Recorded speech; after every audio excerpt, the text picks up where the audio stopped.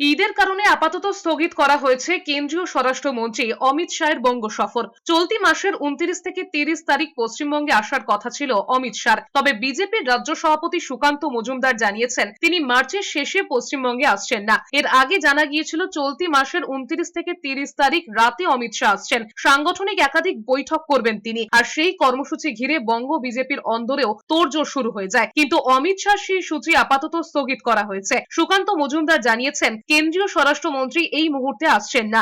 এরপর কবে তিনি বঙ্গ সফরে আসবেন সেই বিষয়ে এখনো কিছু জানা যায়নি। ঠিক এক বছর পরে রাজ্যে বিধানসভা ভোট, বিজেপির একাধিক কেন্দ্রীয় নেতৃত্ব রাজ্য সফরে আসবেন, অমিত শাহ আসবেন, এমনই জানিয়েছেন তিনি। একই সাথে পশ্চিমবঙ্গের সংখ্যালঘুদের ভোট বিজেপি পাবে, এমনই মন্তব্য করেছেন বিজেপির রাজ্য সভাপতি সুকান্ত মজুমদার। অমিত শাহজি এই মুহূর্তে সফল বাতিল হয়েছে, কারণ 31 তারিখে ঈদ আছে, সেই জন্য উনি ঈদের সম্মান রেখে তার প্রোগ্রাম বাতিল করেছে।